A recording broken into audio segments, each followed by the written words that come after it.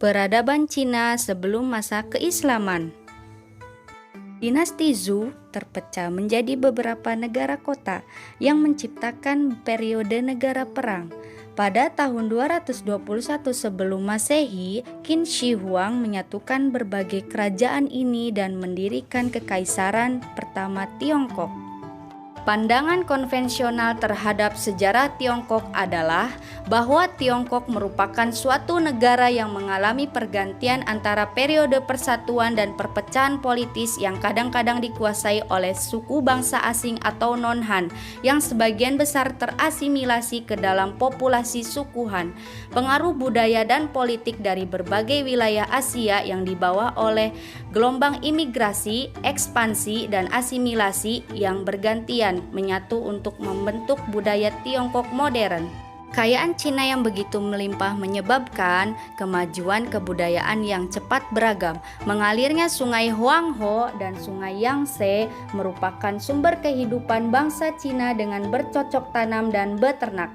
Tantangan cara hidup bertani bangsa Cina adalah membuat perkakas logam, apalagi ditunjang dengan wilayah Cina Selatan yang kaya akan barang tambang seperti besi timah, emas, dan tembaga. Selain menjadi perkakas pertanian, logam pun diolah menjadi perabot rumah tangga seperti periuk, tombak, pisau, dan lain-lain. Cepatnya kemajuan bangsa Cina di bidang teknologi pertanian mendorong terbentuknya kerajaan dinasti yang pertama adalah dinasti Xia. Kekaisaran Cina sebelum masa keislaman. Yang pertama yaitu ada dinasti Xia. Dinasti Xia adalah dinasti pertama yang diceritakan dalam catatan sejarah agung dan sejarah bambu. Dinasti ini didirikan oleh Yu Yang Agung. Menurut kronologi tradisional berdasarkan perhitungan Liu Xin, dinasti ini berkuasa antara tahun 2205 sampai 1766 sebelum Masehi.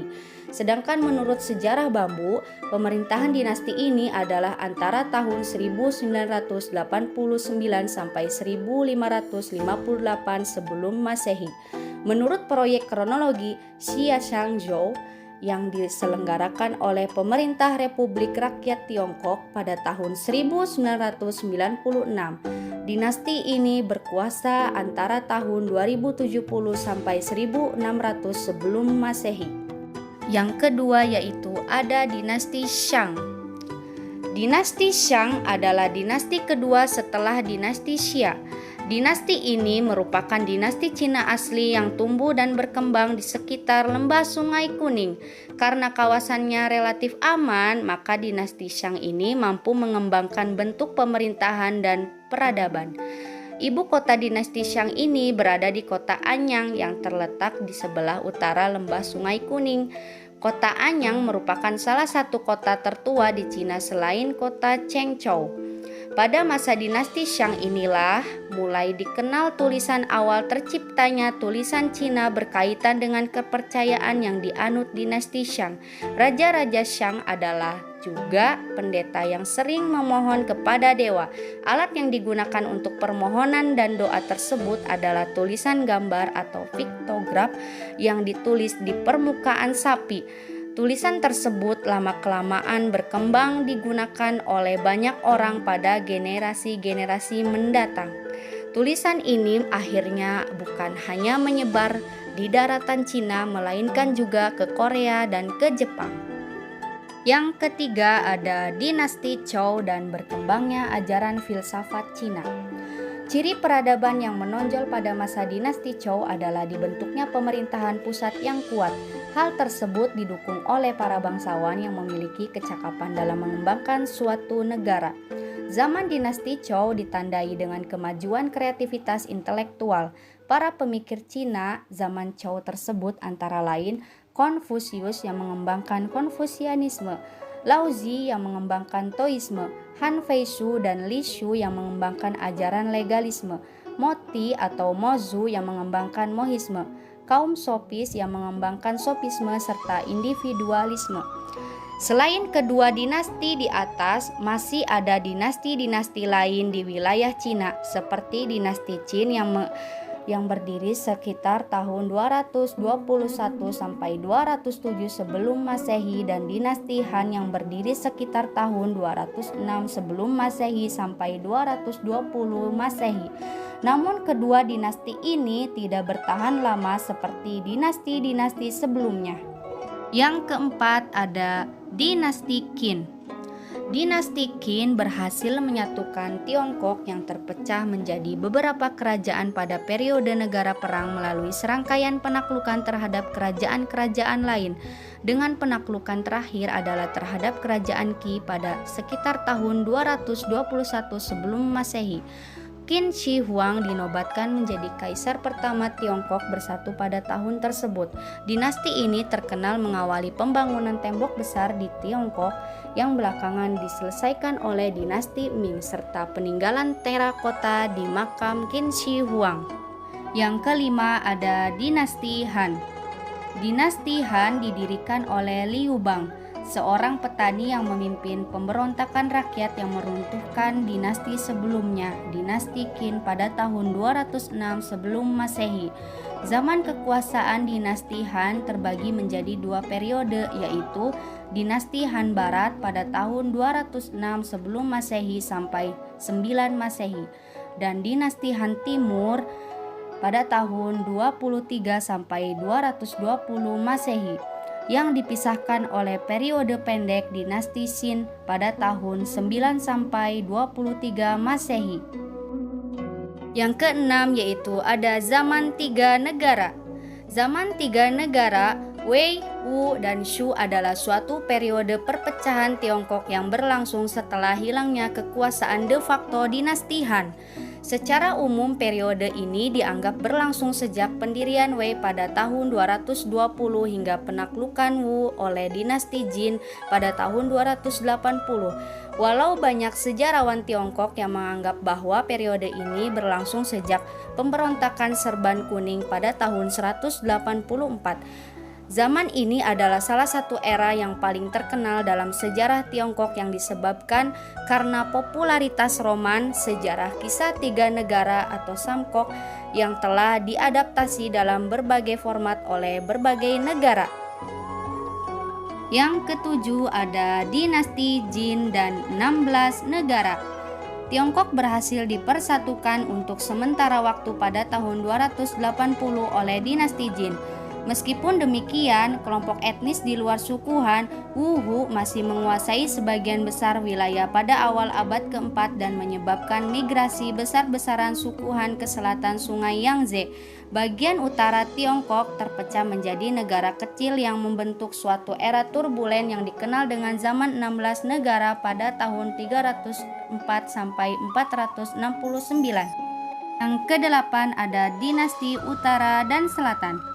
Menyusul keruntuhan dinasti Jin Timur pada tahun 420, Tiongkok memasuki era dinasti utara dan selatan. Zaman ini merupakan masa perang saudara dan perpecahan politik, walaupun juga merupakan masa berkembangnya seni dan budaya, kemajuan teknologi, serta penyebaran agama Hindu dan Buddha. Yang kesembilan ada dinasti Sui. Dinasti Sui berhasil mempersatukan kembali Tiongkok pada tahun 589 dengan penaklukan Yang Jian, pendiri dinasti Sui, terhadap dinasti Chen di selatan. Periode kekuasaan dinasti ini antara lain ditandai dengan pembangunan terusan besar Tiongkok dan pembentukan banyak lembaga pemerintahan yang nantinya akan diadopsi oleh dinasti Tang. Peradaban India sebelum masa keislaman. Sekitar tahun 6000 sampai 5000 sebelum Masehi, bangsa Dravida datang ke India dari Asia Barat dengan kepercayaan terhadap adanya Tuhan secara abstrak. Kemudian pada abad ke-6 sebelum Masehi, bangsa Arya dari Persia datang menguasai Punjab dan Benaras, India Utara dengan membawa kepercayaan adanya Tuhan secara nyata. Dasar kepercayaan bangsa Arya adalah syirik. Kemudian kepercayaan itu berkembang menjadi agama Brahmana Hindu yang melahirkan kasta-kasta. Pada tahun 599 sebelum Masehi lahir Mahavir yang mempelopori lahirnya agama Jin. Dasar agama ini adalah pertapaan dan meninggalkan kemewahan. Kemudian pada tahun 557 sebelum Masehi lahir Gautama Buddha di Kapilavastu, kaki gunung Himalaya yang menjadi pelopor lahirnya agama Buddha. Letak peradaban terbesar bangsa India adalah terletak di Mohenjo-daro dan Harappa. Suku asli India adalah bangsa Dravida yang kemudian eksistensinya sedikit demi sedikit tergusur oleh kedatangan bangsa Arya dari Asia Barat. Peradaban India sering disebut dengan peradaban Sungai Indus. Pengaruh yang dihasilkan oleh bangsa Arya yang mungkin meliputi peradaban, agama, budaya, seni, dan lain sebagainya. Peradaban dan budaya Arya di India Indo-Arya tidak akan pernah lepas dari pembahasan agama Hindu dan berkembangnya. Agama Hindu muncul di tengah-tengah perkembangan kebudayaan Arya. Perpindahan bangsa Arya ke India berlangsung pada satu masa yang berabad-abad lamanya dan juga dibuktikan kalau dibandingkan syair-syair Weda yang tertua dengan yang terkemudian.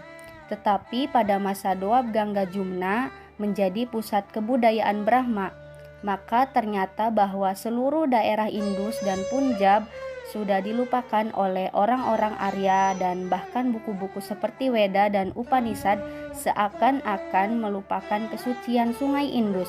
Kedatangan bangsa Arya di India telah memberi pengaruh besar dalam sejarah perkembangan bangsa India sendiri. Fokus penelitian para ilmuwan sejarah masih berkisar pada budaya yang telah dihasilkan oleh percampuran bangsa Arya dan Dravida tersebut atau yang kemudian sering dengan kebudayaan Indo-Arya. Pengaruh selanjutnya dari budaya Indo-Arya adalah munculnya berbagai budaya seperti bahasa Sanskerta, upacara keagamaan, dan hal-hal sakral lainnya. Selain itu adalah kemunculan dan berkembangnya agama Hindu yang menjadi agama terbesar di India sampai sekarang. Eksistensi kasta sebagai pembagian kelas masyarakat di India merupakan bentuk nyata yang tidak terhapus begitu saja hingga saat ini. Brahma sebagai kasta tertinggi di India tetap dipegang oleh bangsa Arya sendiri, sementara kesatria, waisya, dan Shudra adalah kelompok sosial yang mesti mengikuti hukum yang telah dibuat oleh para Brahmana. Beberapa kerajaan penting pada masa awal perkembangan adalah Gandhara, Kosala, Kasi, dan Magadha. Tetapi sampai sekarang hanya kerajaan-kerajaan yang menimpa pengaruh besar raja yang dapat diakses dan dikaji.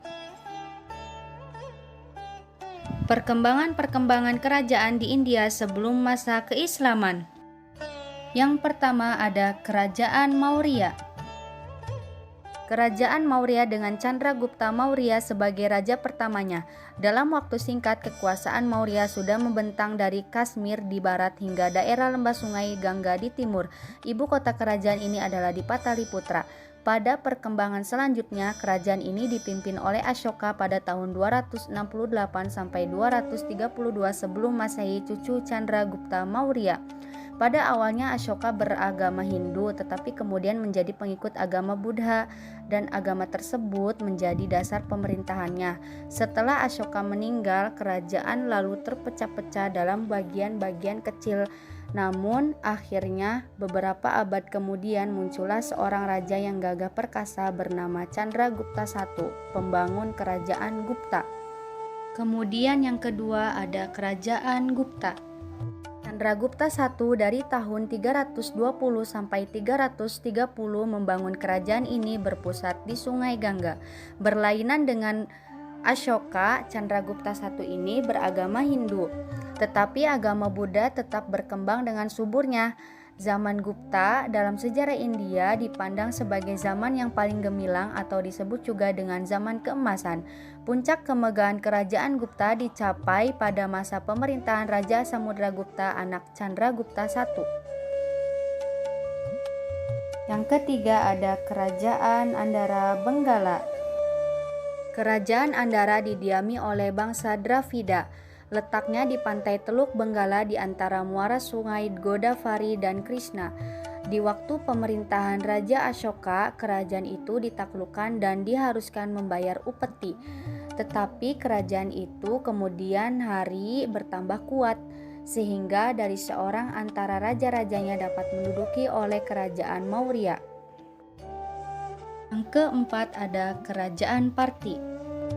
Sebagai telah diuraikan tadi, sisa kerajaan Iskandar Zulkarnain masih terdapat di Persia pada waktu itu, yaitu Kerajaan Baktria. Bangsa itu selalu hendak memasuki India, lebih-lebih setelah mereka didesak oleh bangsa lain yang datang dari sebelah utara. Kerajaan Baktria pada akhirnya ditaklukkan oleh bangsa Parthi yang kemudian harus merebut daerah Sungai Indus di India Barat. Yang kelima ada Kerajaan Kushan India Utara. Rajanya yang pertama adalah Kadphises I pada tahun 40 sesudah Masehi, sedangkan Raja Kushan yang termasyhur bernama Kaniska pada tahun 120. Pada waktu itu kerajaan Kushan melingkupi India Utara, Lembah Gangga dan India. Jadi belum seluruh kerajaan Ashoka, ibu negeri kerajaan Andhra Pataliputra, jatuh ke tangannya. Di antara raja-raja keturunannya kita sebut seorang saja, yaitu Vasudeva pada tahun 182 sampai 220. Ialah raja penghabisan yang masih dapat memegang persatuan dalam kerajaannya. Yang keenam ada Kerajaan Magadha. Pada masa kerajaan Magadha terdapat beberapa dinasti bergiliran memegang tampuk kepemimpinan di India atau Magadha, yaitu ada dinasti Sisunaga, kemudian dinasti Nanda, serta dinasti Maurya. Kondisi India Selatan dulu India pada masa sebelum Islam telah mengalami perkembangan yang sudah cukup lama dari beberapa tahun sebelum Masehi. Dalam perkembangan tersebut, India sudah mempunyai kebudayaan tinggi. Secara general, kondisi India sebelum Islam datang ke sana sudah relatif tertata masyarakatnya dengan kehidupan ekonomi yang makmur. Meskipun adanya polemik politik karena perebutan kekuasaan di antara putra-putra mahkota, namun kondisi keagamaan di India cukup terjaga, tidak mengalami kemunduran.